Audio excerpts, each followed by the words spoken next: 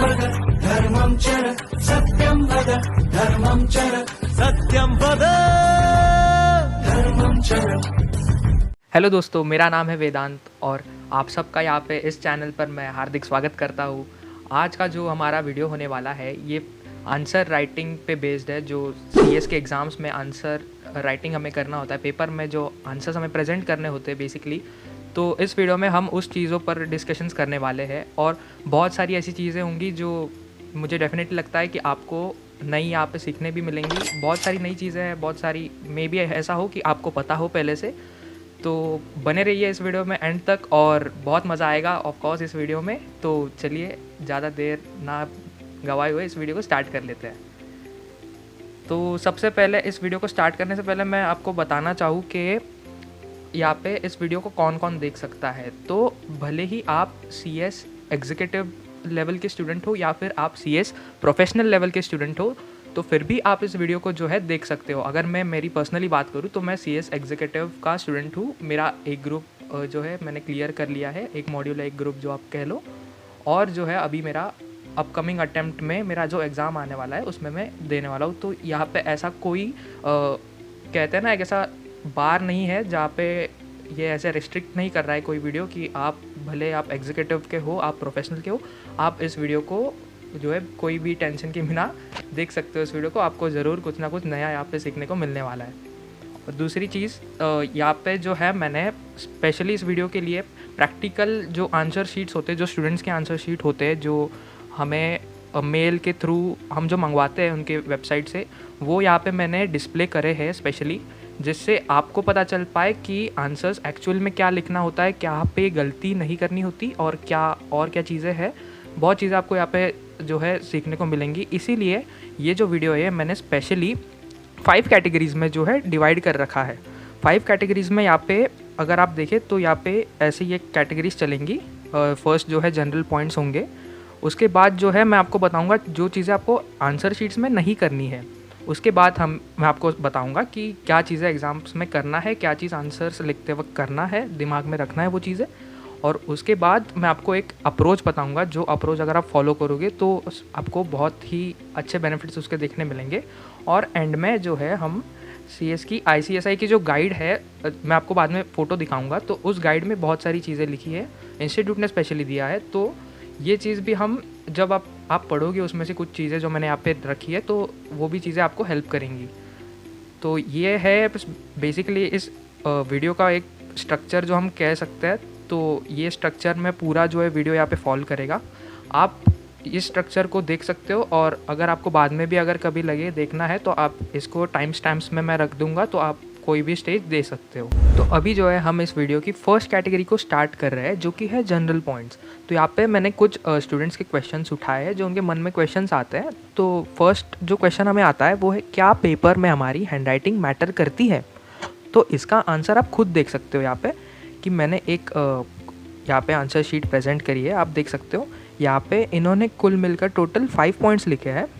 और ये 5 पॉइंट्स के आप इनकी अगर हैंडराइटिंग देखोगे ना ज़रा, तो देखो आप कि यहाँ पे इन्होंने इतना अच्छे से जो है प्रेजेंट नहीं करा है। भले जो है पॉइंट्स के बीच में एक एक लाइन इन्होंने लीव करी है, वो अच्छी बात है, पर फिर भी इनकी आप हैंडराइटिंग देखोगे ना तो वो इतनी आपको कुछ अच्छी जो है नज़र नहीं आ रही है यहाँ पे हमें।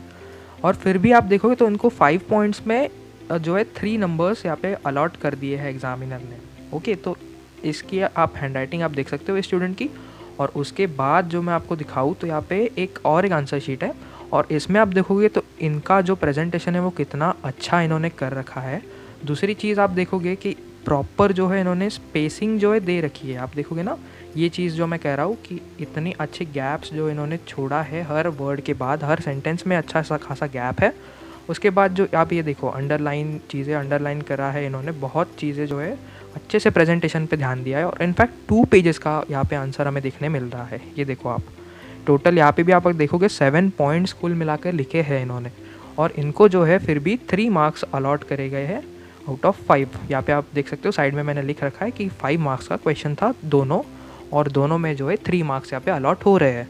तो इससे हमें एक चीज़ समझ आ रही है कि आपका जो आंसर है ना, वो पहली बात तो क्लियरली विजिबल यहाँ पे होना चाहिए, दूसरी बात वो लेजिबल मतलब चेकर को समझ आना चाहिए, और तीसरी बात जो है आपकी हैंडराइटिंग भले सिंपल हो, हैंड रिटन आपने कैसे भी लिखा हो हैंडराइटिंग, बस वो पेपर चेकर को समझ आ जानी चाहिए, इतना ही मैटर करता है। इसके बाद जो सेकंड क्वेश्चन जो हमारे दिमाग में आता है कि एक आइडियल टाइम जो है, एक अच्छा खासा टाइम क्या होना चाहिए कि हम हर क्वेश्चन को जो है यहाँ पे कितना टाइम दें। तो अगर आप देखोगे तो यहाँ पे मैंने ऐसे लिखा है कि टोटल जो है हमारे क्वेश्चन पेपर का, अगर पेपर पैटर्न आप उठा के देखोगे तो यहाँ पे टोटल 6 क्वेश्चंस हमें जो है देखने मिलते हैं, ओके। और उनके अंडर जो है टोटल 4 ऐसे आप सब क्वेश्चंस देख सकते हो जो इंस्टीट्यूट जो है हमें पूछता है। ये थोड़ा वेरी भी कर सकता है, जैसे आजकल इंस्टीट्यूट का जो क्वेश्चन उनके पूछने का तरीका है वो थोड़ा चेंज हो गया है, वो 3 मार्क्स 2 मार्क्स के भी क्वेश्चन जो है हमें पूछते हैं, ओके। पर फिर भी जनरली अगर आप देखें तो ऐसे ही 5 मार्क्स के टोटल 4 क्वेश्चंस एक क्वेश्चन में आते हैं, एक सब मतलब एक हेड क्वेश्चन में, ऐसे 20 मार्क्स, और यहाँ पे टोटल 6 क्वेश्चंस होते हैं जनरली। और अगर आप देखो तो इनका अगर टोटल आप कुल मिलाकर देखें तो वो होता है कि 24 to 25 क्वेश्चंस जो है इंस्टीट्यूट हमें पूछता है हर पेपर में, ओके। और जो है अगर आप इसको 3 आवर्स से जो है 24-25 क्वेश्चंस को डिवाइड करेंगे तो एवरेज जो आपका निकल के आएगा वो है 7 to 8 मिनट्स पर क्वेश्चन, ओके। तो इसका मतलब ये है कि आपको एक आंसर को 10 मिनट से ज़्यादा भी समय नहीं देना है, उल्टा 10 मिनट से कम जो है 7 to 8 मिनट्स आइडियल टाइम है, उतना ही आपको एक क्वेश्चन पे इन्वेस्ट करना है। तो इसीलिए ज़्यादा चीज़ें आपको ओवर राइटिंग नहीं करना है, वो पॉइंट्स आगे आएंगे, ओके। पर फिर भी एक आइडियल टाइम अलोकेशन अगर हम बात करें यहाँ पे तो वो निकल के आता है 7 to 8 मिनट्स पर आंसर आपको देना है पर क्वेश्चन, इतना ही टाइम आपको अलॉट करना है। थर्ड पॉइंट जो हमें क्वेश्चन कभी आता है कि जो है लेंथ क्या होनी चाहिए हमारे आंसर की। बहुत सारे स्टूडेंट्स मैंने ऐसे देखा है जो पूछते हैं भैया या फिर भाई 1 या 2 पेज या फिर कितना लिखा जाए, आधा पेज, 1 पेज। तो ये चीज़ ना जो है कितनी आपकी लेंथ होनी चाहिए आंसर की, वो कम्प्लीटली आपके मार्क्स पे जो है डिपेंड करती है।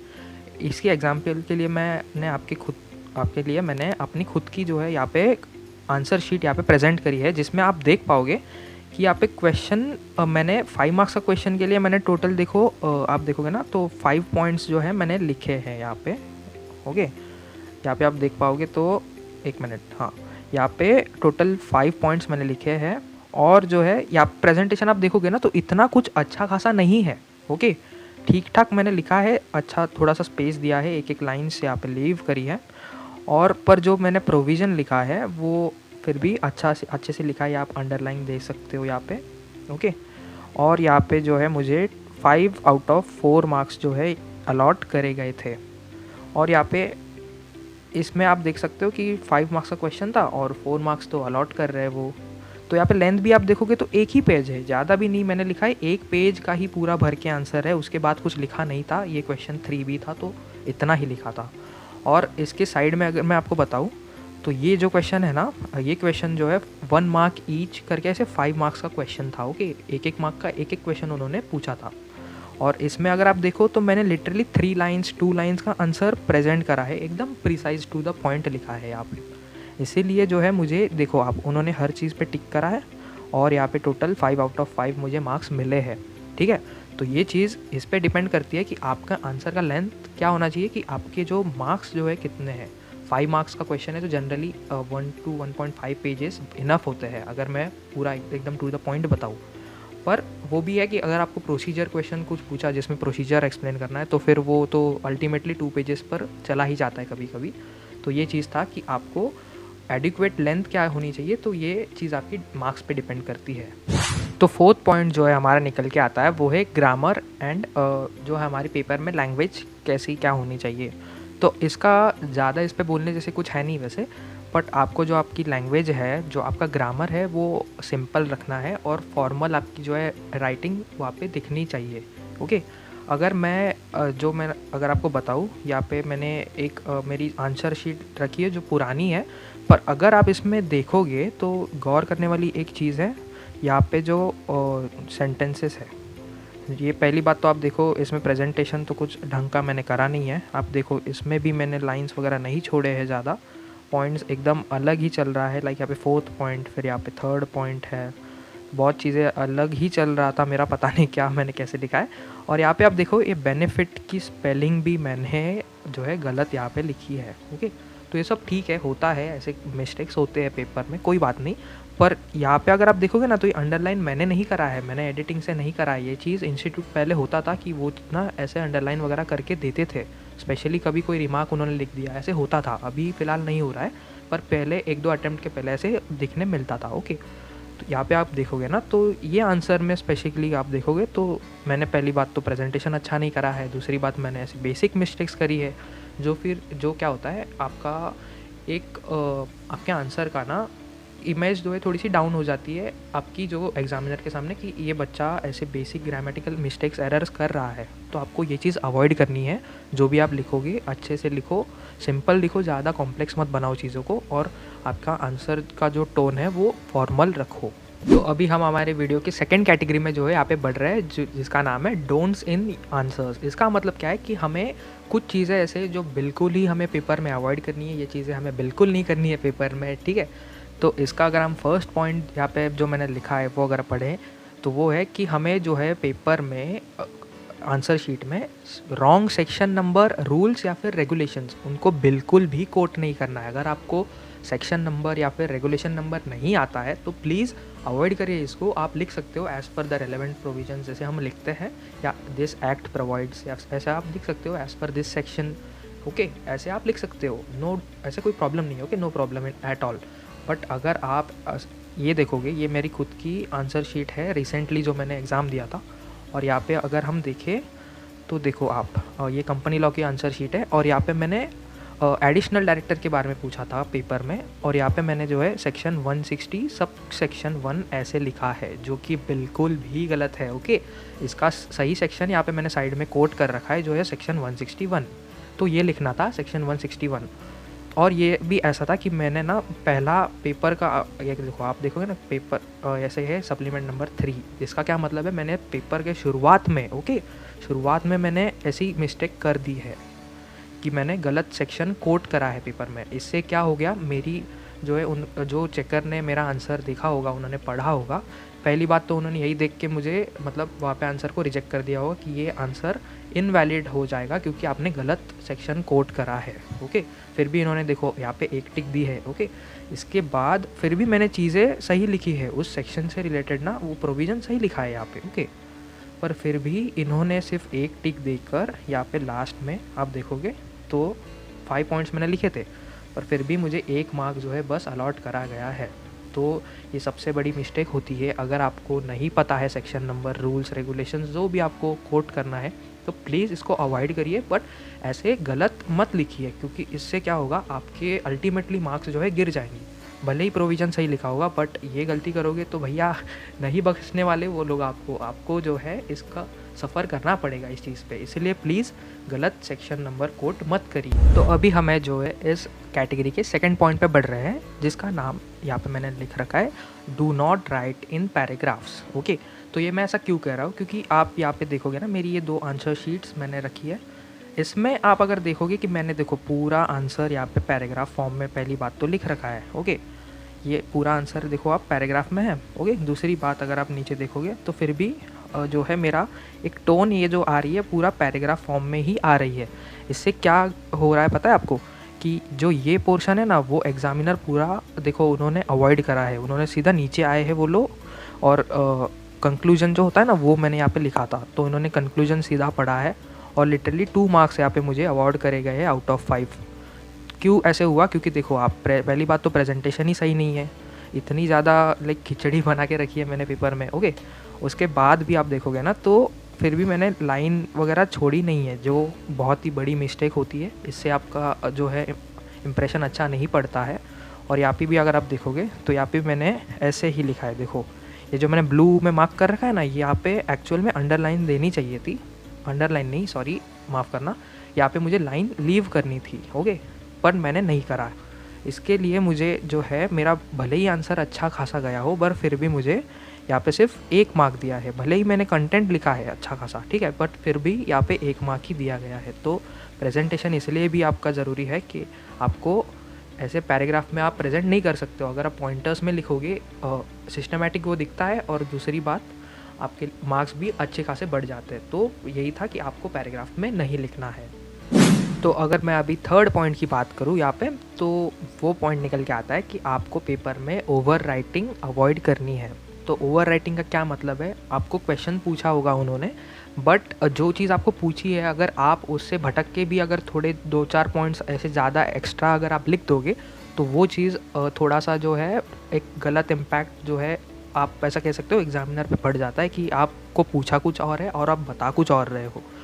स्पेसिफिकली अगर मैं इसमें बात करूँ, ये क्वेश्चन आप देखोगे मेरे ये आंसर, तो यहाँ पे मैंने 3 पॉइंट्स, इनफैक्ट यहाँ पे रिलेटिव के बारे में पूछा था, कंपनी लॉ का पेपर है, और यहाँ पे डेफिनेशन वगैरह मैं लिख रहा हूँ, ठीक है, क्योंकि क्वेश्चन ऐसा ही था कि रिलेटिव में कौन आता है और मतलब अपना फैमिली में कौन आता है, रिलेटिव कौन होता है। ओके, इसका अगर मैं आपको बताऊँ तो रिलेवेंट सिर्फ ये ही पार्ट है जो मैंने अभी आपको दिखाया ना, यही चीज़ मैंने अंडरलाइन कर रखी है, देखो बॉक्स बनाया है, इतना ही अगर मैं लिख देता फिर भी अच्छा खासा वो हो जाता मेरे लिए कि मार्क्स मिल जाते, पर फिर भी मैंने ओवर राइटिंग चीज़ें करी है कुछ, जिसके चलते भी शायद से मुझे यहाँ पे आंसर में देखो आप सिर्फ 1 मार्क अलॉट हुआ है। और देखा जाए तो इतना ही आंसर अच्छा बन रहा था। तो ये भी है कि इससे भले ही अगर आप ओवर राइटिंग करोगे तो पहली बात तो आपका टाइम वेस्ट होगा, क्योंकि पेपर में बहुत कम टाइम मिलता है सच में, और दूसरी चीज़ वो है कि एग्ज़ामिनर को इम्प्रेस नहीं करने वाला है। आप अगर ज़्यादा भी नॉलेज दोगे ना वहाँ पे लिख बैठ के तो नहीं होने वाला वो चीज़, वो कम्प्लीटली इग्नोर ही करने वाला है। इसीलिए अवॉइड करिए ओवर राइटिंग, जहाँ लिखना है वहाँ लिखिए, बट ऐसे जहाँ पे कुछ हो जाती है ना ऐसी चीज़ें जहाँ पे नहीं लिखना है वहाँ पे अवॉइड करना है आपको। तो अभी हम जो है हमारे वीडियो की थर्ड कैटेगरी में एंटर हो रहे हैं, जिसका नाम है मस्ट डू इन आंसर्स। आप कहोगे कि अरे वेदांत, तुमने बता तो दिया कि क्या चीज़ें जो हमें पेपर में अवॉइड करनी है वो नहीं करेंगे हम, बट फिर करना क्या है। तो इसीलिए जो मैंने यहाँ पे ये थर्ड कैटेगरी रखा है कि ये चीज़ें जो है आपको पेपर में आपके ऑफ कोर्स आपको करके आनी ही आनी है। अगर आप करोगे तो बहुत अच्छे इससे आपको रिजल्ट्स मिलेंगे। तो अगर इसका फर्स्ट पॉइंट मैं आपको बताऊँ तो वो है कि आपको क्वेश्चन पेपर में आपका जो आंसर स्टार्ट करना है वो हमेशा आपके स्ट्रॉन्गेस्ट सेट ऑफ क्वेश्चन से ही स्टार्ट करना है। तो इसका मतलब मैं क्या कह रहा हूँ वो मैं समझाने के लिए यहाँ पे मैंने 2 पेपर्स मेरे लिए है। आपको मैं पहले बता दूँ कि जो है 2 सब्जेक्ट्स है ना, ये ECIPL और CMSL, ग्रुप 2 में है CS एग्जीक्यूटिव।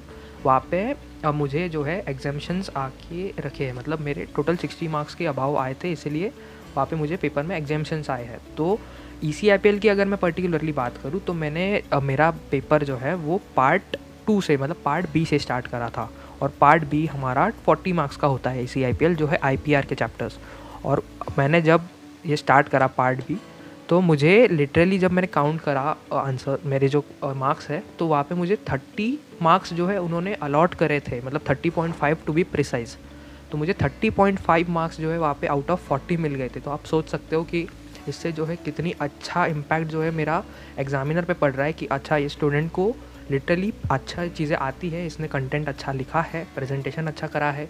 इसीलिए जो है एक पॉजिटिव इम्पैक्ट एग्जामिनर पे पड़ जाता है कि अच्छा बच्चे को आता है, ये लिख सकता है स्टूडेंट, इसने अच्छी खासी चीज़ें लिखी है। क्योंकि फर्स्ट सेट ऑफ क्वेश्चंस अगर आप अच्छे उठा लोगे ना, जो आपको आप कॉन्फिडेंट हो कि अच्छा ये तो मुझे आता ही आता है, इस पर तो मैं बहुत अच्छे से लिखने वाला हूँ।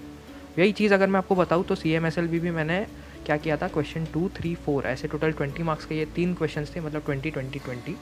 ओके, तो वहाँ पे भी अगर देखें तो एक्चुअल में क्या था कि 15 मार्क्स के क्वेश्चन 3 एंड 4 था। ओके, और क्वेश्चन 2 जो है 20 मार्क्स का था, तो ऐसा टोटल 50 मार्क्स था वहाँ पे, और मुझे वहाँ पे 36 मिले थे। तो आप देख लो फर्स्ट 3 क्वेश्चंस जो है क्वेश्चन 2, 3, 4 वो मैंने आउट ऑफ 50 36 मार्क्स आ रहे हैं, मतलब अच्छे खासे मार्क्स है ये। इससे क्या हो रहा है कि एग्जामिनर पे एक अच्छा इम्पैक्ट आ रहा है कि हाँ स्टूडेंट को आता है, बहुत अच्छे से इन्होंने प्रेजेंट करा है, बहुत अच्छे से लिखा है, इनको कंटेंट पता है। तो वही चीज़ है कि आपका इम्पैक्ट अच्छा पड़ेगा, आपके मार्क्स भी आपको बहुत अच्छे खासे अलॉट होंगे। इसलिए मैं यही फर्स्ट पॉइंट था मेरा कि आप जो है आपका स्ट्रॉन्गेस्ट सेट होगा क्वेश्चंस, आप जब देखेंगे एनालाइज करेंगे आपको समझ आ जाएगा। तो उससे आप ज़रूर उसी से स्टार्ट करिए जो आपको बहुत अच्छे से आता है। तो अभी अगर मैं सेकंड पॉइंट की स्पेसिफिकली बात करूँ तो वो पॉइंट आएगा निकल के कि आपको जो है हर बार प्लीज़ अटैम्प्ट पूरा 100 मार्क का पेपर आपको अटैम्प्ट करना है। ओके, मैं ऐसा क्यों कह रहा हूँ, क्योंकि देखो मैंने ना यहाँ पे एक प्रैक्टिकल एग्जांपल आपके लिए सेट करा है। अगर मैं इस एग्जांपल के बेसिस पे अगर चलूँ तो मुझे आपको क्या समझाना है कि देखिए अगर यहाँ पे या ऐसे मैंने लिया है कि क्वेश्चन नंबर 3, ओके। तो क्वेश्चन नंबर 3 में ABCD अगर आपको ऐसा क्वेश्चन आएगा, और एग्जांपल ये ले लीजिए कि अगर एक कंपनी लॉ का पेपर की अगर हम बात कर रहे हैं, तो यहाँ पे चैप्टर 4, 9, 2 और 11 ऐसे करके अगर आपको क्वेश्चंस आ रहे हैं, और अगर आपने चैप्टर 11 जो है वो इंस्पेक्शन इंक्वायरी वाला वो चैप्टर है, अगर आपने छोड़ा ये चैप्टर, तो कैसा होगा कि आप जो है पहले 3 क्वेश्चंस कर पाओगे, क्योंकि आपने जो है वो 3 चैप्टर्स पढ़े हैं। पर ये अगर आपने नहीं पढ़ा है ना इंडिविजुअल चैप्टर, तो आपको इस चीज़ का बेसिक नॉलेज भी नहीं होगा, तो आप कुछ जनरल बातें भी नहीं लिख सकते हो जो कि लिखनी होती है। कि अगर आपको नहीं आ रहा है कुछ चीज़ें, तो एटलीस्ट उसकी जनरल पॉइंट्स लिखो, उस चैप्टर के बारे में कुछ तो नॉलेज होगा आपको। एक बार अगर गो थ्रू आपने करा हो, अगर अच्छे से नहीं आ रहा हो, फिर भी कुछ भी जनरल चीज़ें लिखो। पर अगर आप उसको पूरा ही छोड़ दोगे, तो आप अगर पहले अगर आपको आउट ऑफ 20 मार्क्स मिलने वाले थे अटेम्प्ट करते, तो अभी वो 15 मिलेंगे, क्योंकि आपने 3 ही जो है क्वेश्चंस को अटेम्प्ट करा है। अगर मैं स्पेसिफिकली मेरी बताऊँ, तो ये देखो यहाँ पे ना ये ECIPL का पेपर था, और मुझे जो है लिटरली यहाँ पे 2 मार्क्स का शायद क्वेश्चन था, 1 या 2 मार्क्स का था शायद, मुझे याद नहीं है। पर मुझे वो चीज़ नहीं पता थी कि क्या लिखना है यहाँ पे, मुझे क्वेश्चन समझ ही नहीं आ रहा था। तो मैंने क्या किया, मैंने 2-3 लाइन में यहाँ पे देखो मैंने लिखा है, और उसके बाद मैंने एज इट इज़ क्वेश्चन को ही मतलब कॉपी पेस्ट थोड़ा सा बदल के लिखा है। तो इस पर भी मुझे यहाँ पे चेकर ने जो है हाफ मार्क अलॉट करा है। तो आप देख पा रहे हो कि अगर मैं इसको छोड़ देता तो मुझे कुछ नहीं मिलता, 0 मिल जाता। पर अगर मैंने अटैम्प्ट करा है, तो मुझे लिटरली हाफ मार्क ही सही पर मिल रहा है। तो इसीलिए आप पूरा पेपर अटैम्प्ट करो, कुछ चीज़ें प्लीज़ मत छोड़ो, कुछ चीज़ें पूरा 100 मार्क्स का जो है आपको अटैम्प्ट करना है। तो अभी जो है मैं 3rd पॉइंट पे बढ़ रहा हूँ, जो है कि आप देखो वो है कि follow proper structure of questions. तो इसका क्या मतलब है, अगर आपको एग्जांपल ऐसे क्वेश्चन नंबर 3 मैं से ले रहा हूँ, कोई भी पेपर हो जाने दो आपका, तो आप पे आपको 4 सब क्वेश्चंस पूछने अगर आपको पूछेंगे इंस्टीट्यूट, तो उसमें से आप ऐसे कोई भी ऑर्डर आप फॉलो कर सकते हो। अगर क्वेश्चन 3 की मैं बात कर रहा हूँ, तो ABCD आप ऐसे भी फॉलो कर सकते हो, या फिर आप ऐसे थोड़ा सा घुमा के उसको CABD या फिर BACD ऐसे भी आप कुछ भी करके ना ऊपर नीचे कर सकते हो, उसमें प्रॉब्लम नहीं है। इसका मैं क्या बताना चाहता हूँ, देखो अगर एग्जांपल ही अगर मैं लूँ, तो अगर आपने पेज नंबर 1 पे क्वेश्चन 3 अटैम्प्ट करा है, तो पेज नंबर 2 पे आप क्वेश्चन 3C कर सकते हो अटैम्प्ट। 3B के अलावा क्वेश्चन 3C जो है वो आप अटैम्प्ट कर सकते हो, उसमें कोई प्रॉब्लम नहीं है। पर अगर आपने ऐसे पेज नंबर 1 पे अगर आपने आंसर शीट में क्वेश्चन 3A अटैम्प्ट करा, उसके बाद क्वेश्चन नंबर 4B पे चले गए, तो जो ये चीज़ है ना, ये चीज़ आपको जो बिल्कुल नहीं करनी है। इससे आपकी जो पेपर में ना यूनिफॉर्मिटी नहीं आएगी। अगर आप एक ही क्वेश्चन मतलब एक ही हेड क्वेश्चन कर रहे हो, तो उसके सब क्वेश्चंस में थोड़ा इंटरचेंज हो सकता है, पर ऐसे मत करिए कि क्वेश्चन 3 के बाद सीधा क्वेश्चन 4 आप लिख रहे हो अलग पेज पे। तो ये चीज़ नहीं करनी है, आपको पेपर में यूनिफॉर्मिटी का ध्यान रखना है। तो अभी मैं 4th पॉइंट आपको बता रहा हूँ, जो है इस कैटेगरी का जो है डूज इन आंसर ऐसे जो कैटेगरी थी ना हमारी, तो इसका जो है लास्ट पॉइंट जो यही निकल के आएगा 4th पॉइंट, वो है कि आपको हमेशा पॉइंटर्स में लिखना है। पहली बात तो क्योंकि मैंने स्टार्टिंग में आपको क्लियर किया कि पैराग्राफ में नहीं लिखना। दूसरी बात, आपको अंडरलाइन करना है जहाँ पे हो सकता है, और आपको आंसर्स में कीवर्ड्स को आपको इंक्लूड करना है और उनको भी अंडरलाइन करना है। ओके, तो यहाँ पे मैं आपको पर्टिकुलरली मेरी आंसर शीट आपको दिखा रहा हूँ। ये सब है ना जो है मेरी आंसर शीट है। ओके, तो इसमें अगर आप देखोगे ना, तो यहाँ पे देखो आप, मैंने पहली चीज़ तो पॉइंटर्स में लिखे हैं आंसर्स। ओके, यहाँ पे मैंने टोटल 6 to 7 पॉइंट्स लिखे, आप देख पा रहे हो। ओके, और दूसरी चीज़ आप ये नोटिस करिए कि जो है एग्ज़ामिनर जो होता है, पेपर चेकर होता है, इन्होंने यहाँ पे देखो आप ये टिक्स जो वो दे रहे हैं ना पर्टिकुलर पॉइंट पे, हर जगह वो ऐसे मार्क कर रहे हैं टिक। इसका क्या मतलब है कि उन्होंने पूरा आंसर जो है पढ़ा है। ओके, क्योंकि मैंने ऐसे देखकर अच्छे से लिखा है, हैंडराइटिंग भी ठीक ठाक है, ज़्यादा अच्छी नहीं पर ज़्यादा बुरी भी नहीं। और इससे क्या दिख रहा है कि भले ही मुझे यहाँ पे आउट ऑफ 5 मुझे यहाँ पे 2 मार्क्स यहाँ पे दिए गए हैं, पर फिर भी उन्होंने जो है पूरा आंसर ये पढ़ा है। टाइम निकाल के 5 मिनट्स शायद दिए होंगे उन्होंने पूरा आंसर पढ़ा है। ओके, ऐसी अगर मैं दूसरे आंसर की बात करूँ, तो आप ये देखो, यहाँ पर भी आप हैंडराइटिंग देख लो, इतनी ठीक है। ओके, और यहाँ पर भी मैंने क्या किया है कि पॉइंटर्स में आंसर्स लिखे हैं। अगर आप देखोगे टोटल 4 पॉइंट्स और नीचे जो है कंक्लूजन, ऐसा मैंने मेंशन नहीं करा है फिर भी कंक्लूजन, पर फिर भी ऐसे लिखा है मैंने। तो यहाँ पर भी आउट ऑफ 5 मुझे 3 मार्क्स अलॉट हुए हैं। और आप ये चीज़ देखो, हर जगह पे वो ग्रीन टिक आपको देखने मिल गई। उसका क्या मतलब है कि जो एग्ज़ामिनर है वो आपका आंसर पढ़ रहा है। ओके, उसके बाद अगर इसकी बात करूँ मैं, तो ये भी ऐसा ही है, आउट ऑफ 5 मुझे 4 मार्क्स मिले थे। और इसमें आप अगर देखोगे तो ये देखिए मैंने यहाँ पे अंडरलाइन करा है, अच्छे से अंडरलाइन करा है। देखो आप, ऐसे पहले तो मैंने वो चीज़ लिखा है कि सेबी LODR रेगुलेशंस, ओके। फिर उसके बाद ये प्रोविज़न मैंने यहाँ पे एक्सप्लेन करा है, यहाँ पे भी प्रोविज़न है, ठीक है। और यहाँ पे एक लाइन कंक्लूजन का ऐसे लिख के छोड़ दिया है मैंने वो आंसर, ओके। तो ये आंसर था, देखो आप। तो इसमें भी मुझे आउट ऑफ 5 यहाँ पे 4 अच्छे खासे मार्क्स मिल रहे हैं। इससे क्या हो रहा है, मैं पॉइंटर्स में लिख रहा हूँ, इससे प्रेजेंटेशन भी अच्छा हो रहा है, मैं अंडरलाइन भी कर रहा हूँ साथ ही साथ। और मुझे जो है वो एग्ज़ामिनर, देखो आप, यहाँ पे 2 मार्क्स, यहाँ पे 1 मार्क, यहाँ पे 1 मार्क, ऐसा करके जो है वो अच्छा खासा मुझे मार्क्स डिस्ट्रीब्यूट करके दे रहा है। तो आपको भी यही चीज़ फॉलो करनी है कि आपको जो है पॉइंटर्स में लिखना है, आपको अंडरलाइन करनी है चीज़ें, और कीवर्ड्स आपको इंक्लूड करने हैं पेपर में। और इससे क्या होगा, आपके पेपर पे जो है ऐसे ज़्यादा टिक्स जो हमें यहाँ पे देखने मिल रही है ना, ये टिक्स आपको ज़्यादा से ज़्यादा इंश्योर करना है कि आपके पेपर में ये सब आए। अभी हम हमारे 4th कैटेगरी में बढ़ रहे हैं, जिसका नाम है adequate approach to your answers. मतलब क्या अप्रोच सही रहेगी, कौन सी अप्रोच बेस्ट है जिससे आपको अच्छे से अच्छे मार्क्स यहाँ पे मिल सकते हैं एग्ज़ाम में, आपका आंसर बहुत अच्छा प्रेजेंट हो सकता है। तो कुछ ऐसे गोल्डन रूल्स आप इसको कह सकते हो, ओके, मैंने ऐसे लिखा है। तो जिसमें आप इसमें देखोगे तो फर्स्ट मैंने पार्ट रखा है जो है डायरेक्ट क्वेश्चंस। अगर आपको पेपर में डायरेक्ट क्वेश्चंस पूछ रहे हैं तो आप ऐसा दे वहाँ पे लिख सकते हो, पहले आपकी स्टार्टिंग जो है आंसर की वो ऐसे होगी कि आपको applicable provision act, rule regulation जो भी हो, अगर एक्ट ही होगा तो as per the companies act 2013, कोई रेगुलेशन होगा तो एज़ पर सेबी रेगुलेशन जो भी हो, LODR, ICDR, SBEB, कोई भी रेगुलेशन हो सकते हैं, ओके। उसके बाद आपको जो है आंसर्स, आपका आंसर प्लीज़ आप आंसर्स पॉइंट में लिखे, जो मैंने आपको पहले बोला था, पैराग्राफ अवॉइड करना है। डायरेक्ट क्वेश्चन हो फिर भी, केस स्टडी हो फिर भी, ओके, आपको ऐसे पॉइंटर्स में लिखना है। आप ऐसे पॉइंट्स वाइज लिखोगे और फिर आपको कंक्लूड कर देना है आपका आंसर, ठीक है। ये तो हो गया डायरेक्ट क्वेश्चंस। तो अभी हम आते हैं केस स्टडी। उसका केस स्टडी का क्या अप्रोच होगा, केस बेस्ड आंसर होंगे तो क्या, इसलिए मैंने इसको इंपॉर्टेंट मार्क करा है। देखो इंस्टीट्यूट बहुत ज़्यादा केस स्टडी पूछ रहे हैं आजकल, तो इसमें आप क्या लिख सकते हो।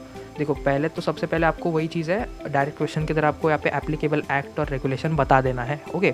उसके बाद आपको प्रोविज़न बताना है या फिर रेगुलेशन नंबर, जो भी आप पेपर अटेम्प्ट कर रहे हो उस पर वो डिसाइड करेगा वो फैक्टर, ओके। आपको प्रोविज़न एक्सप्लेन करना है। उसके बाद जो है आपको फैक्ट्स लिखने हैं, ठीक है। फैक्ट्स तो आपको क्वेश्चन पेपर से मिल जाते हैं, तो इनको भी आपको इंक्लूड करना है, ओके। इसके मार्क्स तो शायद से ज़्यादा नहीं होते, पर फिर भी फैक्ट्स इंक्लूड करने हैं ज़रूर। और फाइनली आप कंक्लूजन दोगे, लास्ट के 2-3 ऐसे सेंटेंस आप लिखोगे ना, 1-2 लाइन में आप कंक्लूजन बता दोगे, इनफ है। ये एक सही अप्रोच होगी जो इंस्टीट्यूट भी कहता है फॉलो करो, आप भी कर सकते हो। और यहाँ पे मैंने ना एक चीज़ आपके लिए एक एक्स्ट्रा पॉइंट रखा है कि देखो अगर आपको केस स्टडी बेस्ड ऐसे क्वेश्चन आता है ना, तो आप लास्ट के 3 लाइन्स आप पढ़ोगे ना क्वेश्चन के, आपको उसी से समझ आ जाएगा कि क्या क्वेश्चन किस बारे में है। देखो अगर मैं ये 3 लाइन्स अगर मैं पढ़ूँ तो मुझे एक चीज़ समझ आएगी कि ये बायबैक के बारे में है। दूसरी चीज़ यहाँ पे पूछा है कि मैनेजमेंट को एडवाइस करना है कि अप्रूवल रिक्वायरमेंट क्या होगी, बोर्ड और शेयर होल्डर से एस्क्रो अकाउंट बनाना है उनको बायबैक के लिए, ठीक है। तो ये तो मुझे ऐसे ही समझ आ गया लास्ट की 3 लाइन्स पढ़ के। तो ये फर्स्ट 4 लाइन्स मैंने इग्नोर भी कर दिए फर्स्ट रीडिंग में, तो फिर भी ठीक है, चल जाएगा, ओके।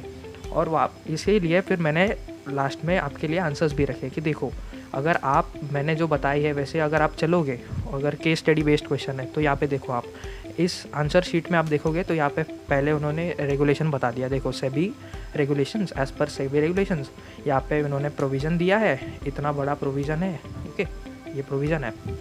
और इसके बाद देखो इन्होंने फैक्ट्स लिखा है, प्रोविज़न के बाद फैक्ट्स है, ओके। और फिर इसके बाद कंक्लूजन देकर इन्होंने जो है आंसर को थोड़ा सा फिर उन्होंने एक्सप्लेन करा है और एंड कर दिया है, ठीक है। यहाँ पे इनको 5 मार्क्स मिल गए, ओके। तो अभी जो है हम इस वीडियो की लास्ट कैटेगरी की तरफ आ गए हैं, जो कि है हमारे इंस्टीट्यूट की गाइडलाइंस। तो अगर मैं आपको स्पेसिफिकली बताऊँ तो ये देखिए, आप ये बुक देखोगे ना, तो ऐसी एक बुक इंस्टीट्यूट हमारी मतलब देती थी पहले, शायद अभी भी मिलता होगा उनके चैप्टर ऑफिस पे, पता नहीं, पर ऐसी छोटी सी एक बुक आती है, उसके अंडर इन्होंने ना कुछ अंदर कुछ कंटेंट दिया है जी, ठीक है। वो ना हमारे क्वेश्चन कैसे हम आंसर राइटिंग क्या करते हैं, कैसे पेपर अटेम्प्ट करते हैं, उस पर कुछ गाइडलाइंस है। उसमें मैंने कुछ चीज़ें आपके लिए निकाल के लेके आई है, जिसमें फर्स्ट तो चीज़ ऐसी है कि आपको अगर आप जार्गन्स यूज़ कर रहे हो, मतलब लीगल मैक्सिम को जैसे वर्ड्स देखिए मैंने आपके लिए लिखा है यहाँ पे, अल्ट्रा वायरस हो गया, सुओ मोटो हो गया, और नेमो ज्यूडेक्स इन कॉजा सुआ, ये मैक्सिम है। फिर म्यूटेटिस म्यूटेंडिस, ये चीज़ हो गई। तो आपको जो है ना ये चीज़ अगर आप लिखोगे ऐसे आप ऐसे लैटिन टर्म्स, फ्रेंच टर्म्स कुछ भी हो आप लिखोगे तो उसको ना आपको ब्रैकेट में उसका मीनिंग भी आपको समझाना है। देखो पहली चीज़ तो यहाँ पे बुक में जो दिया है मैंने यही फ़ोटो यहाँ पे इंक्लूड करा है कि देखो अननेसेसरी यूज़ नहीं करना है आपको जार्गन्स का। और दूसरी चीज़, अगर आप एग्जांपल देखो, आप यहाँ पे अगर आप लिखोगे अल्ट्रा वायरस है तो आपको ये अज्यूम नहीं करना है कि एग्जामिनर को पता है कि अल्ट्रा वायरस का मतलब क्या है। Don't assume the examiner knows that you know what ultra vires means. आपको लिखा है देखो बाद में, therefore you should add perhaps in brackets beyond the powers of. मतलब क्या अल्ट्रा वायरस का यहाँ पे मतलब उन्होंने हमें कोट करना है और उन्होंने भी बता रखा है कि आप प्लीज़ ऐसे ब्रैकेट में कोट करो उसका meaning beyond the powers ultra vires. या फिर सुओ मोटो हो गया तो फिर ऑन इट्स ओन, या फिर ऐसा आप लिख सकते हो नेमो जुडेक्स इन कॉजा सुआ, मतलब a person cannot be a जज इन इट्स ओन केस। या फिर म्यूटेटिस म्यूटेंडिस, जिसका मतलब होता है कि as per all the necessary changes have been applied, ऐसा कुछ तो होता है। ओके तो वो चीज़ होती है कि आपको जार्गन्स का यूज़ कम यूज़ करना है। अगर आप कर भी रहे हो अच्छी बात है, पर फिर भी उसका आपको ब्रैकेट में मीनिंग लिखना है कि उस जार्गन का क्या मतलब है। सेकंड चीज़ अगर मैं आपको बताऊँ तो आपको आपके पेपर में ह्यूमर और इनअप्रोप्रिएट लैंग्वेज का यूज़ नहीं करना है। प्लीज़ कुछ ऐसे गलत वर्ड्स मत यूज़ करिए, ह्यूमर मत यूज़ करिए कि हम कुछ ऐसे करते हैं मजाक के मूड में कुछ ऐसे लिख दिए, ऐसे मत करना, आपको नहीं करना है। ठीक है, यहाँ पे उन्होंने स्पेसिफिकली लिख के दिया, देखो नेवर यूज स्लैंग और अटेम्प्ट टू इंट्रोड्यूस ह्यूमर। ठीक है, एग्जाम्पल इन्होंने दे रखा है कि x has not got a snowflakes chance in hell of success. इसका क्या ही मतलब होता है कि उनका कोई चांस ही नहीं है कि सक्सेस उनको नहीं मिलने वाली। तो ये चीज़ एग्जामिनर को इम्प्रेस नहीं करेगा, उल्टा ख़राब इंप्रेशन जाएगा। तो इसीलिए प्लीज़ ये सब अवॉइड करिए, मत यूज़ करिए ऐसे कुछ स्लैंग्स ह्यूमर वगैरह। स्पेसिफिकली कोई करता नहीं होगा ज़्यादा चीज़, पर फिर भी मैंने बता दिया आपको।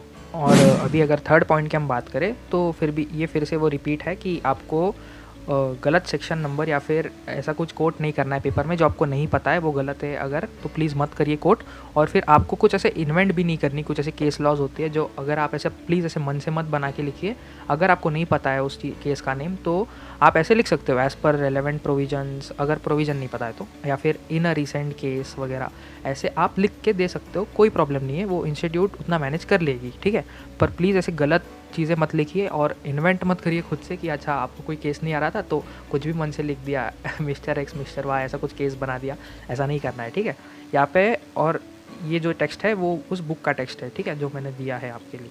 ये देखो आप यहाँ पे उन्होंने लिख के दिया है कि आप जो है एग्ज़ामिनर जो है उनको ऐसा रिक्वायरमेंट नहीं है कि आप ज़्यादा से ज़्यादा पेपर में सेक्शन कोट करो, पर अगर आप ऐसे कर सकते हो, आप अगर सेक्शंस कोट कर सकते हो, आप लिख सकते हो पेपर में सेक्शन नंबर, तो वो अगर आप एक्यूरेटली करोगे तो आपका पेपर का जनरल टोन जो है वो सुधार जाएगा। ठीक है, और उसके बाद अगर आपको यहाँ पे दिखाए देखो वेयर मेमोरी फेल्स, ये आप ऐसे लिख सकते हो this act provides very often, मतलब आपको आप इस चीज़ें यूज़ कर सकते हो। अगर आपकी मेमोरी फेल मतलब आपको नहीं याद आ रहा है वो चीज़, तो आप ऐसे दिस एक्ट प्रोवाइड्स ऐसा भी लिख सकते हो, या फिर as per this provision, as per relevant provision, ये भी चीज़ें यूज़ कर सकते हो। तो और उसके बाद ये देखो मैंने यहाँ पे मार्क करा है कि student should never invent a case. ठीक है, अगर आपको नहीं पता है उस केस का नाम तो ऐसे आप स्टेट कर सकते हो इन अ डिसाइडेड केस, मतलब सिंपली वो चीज़ आप ऐसे यूज़ करके अब लिखोगे ना कि इन अ डिसाइडेड केस या फिर इन अ रिसेंट केस, ऐसे भी आप लिखोगे तो कोई प्रॉब्लम नहीं है, इंस्टीट्यूट उतना मैनेज कर लेगी। ठीक है, तो ये थे कुछ पॉइंट्स। यहाँ पे मैंने आपको पूरा चीज़ें जो है डिटेल में मैंने ट्राई किया कि आपको एक्सप्लेन कर पाऊँ। मेरे खुद के भी कुछ ऐसे आंसर शीट्स थे जो मैंने मंगवाए थे इंस्टीट्यूट से, फिर किसी और के भी थे मेरे फ्रेंड्स के वगैरह, तो वो भी मैंने आपके लिए यहाँ पे रखे हैं। ठीक है, तो इस चीज़ का कंक्लूजन यही निकल के आ रहा है कि आपको आंसर जो है पॉइंट में लिखना है, वो पैराग्राफ अवॉइड करना है। और दूसरी चीज़ आपको पूरा अच्छे से स्ट्रक्चर आपका जो है आंसर का वो अच्छा होना चाहिए, अप्रोच सही होनी चाहिए, अंडरलाइन करनी है जगह जहाँ पे होना चाहिए वहाँ पे, और नीट एंड क्लीन आपको प्रेजेंट करना है। और फिर आपको जो है ये आंसर राइटिंग की जो चीज़ है ना यहाँ पे मैंने लिखी है, तो ये चीज़ आपको इंश्योर करनी है। देखो ऐसे होता है कि ये ऐसे है कि आपको वीकली करना है आंसर राइटिंग प्रैक्टिस, पर ऐसे होता है कि नहीं हो पाता क्योंकि सिलेबस भी इतना बड़ा है, तो ऐसा हो जाता है ना कि लेक्चर कंप्लीट करने में टाइम नहीं मिल रहा है फिर आंसर राइटिंग पर। फिर भी आप एटलीस्ट ट्वाइस तो मंथ में करो ये चीज़, आप बैठ के लिखो आंसर, तभी आपको समझ आएगा कि आपकी मिस्टेक कहाँ पे, आप कहाँ पे लैग कर रहे हो, कम पढ़ रहे हो, और फिर जो है आपको 100 मार्क का पेपर जो है यहाँ पे अटेम्प्ट करना है। ठीक है, तो ये कुछ तो पॉइंट्स थे मेरे जो मुझे लगा कि आपको हेल्प करेंगे। तो फाइनली हम इस वीडियो के एंड तक आ गए हैं। अगर आप अभी तक देख रहे हैं तो सच में थैंक यू सो मच देखिए ये चीज़ मेरे लिए बहुत मैटर कर रही है कि आप लास्ट तक बने रहे हो इस वीडियो में। अगर आपको एक वीडियो में कोई भी चीज़ अगर इन्फॉर्मेटिव लगी हो तो प्लीज़ इसको अपने दोस्तों के साथ शेयर करिए, जिससे क्या होगा फिर वो भी ये पॉइंट्स वगैरह देखेंगे सुनेंगे तो उनको भी कुछ चीज़ें नई चीज़ें पता चलेंगी। अगर आपको पहले से पता है तो कोई बात नहीं, फिर अच्छी बात है। पर अगर नहीं पता था, अगर आपको ऐसे लग रहा है कि मेरे जो मैंने पॉइंट्स बताए वो आपको समझ आ रहे हैं, अगर वो चीज़ कुछ नई थी तो प्लीज़ इस वीडियो को शेयर कर दीजिए, वो मेरे लिए हेल्प हो जाएगी छोटी सी, ठीक है।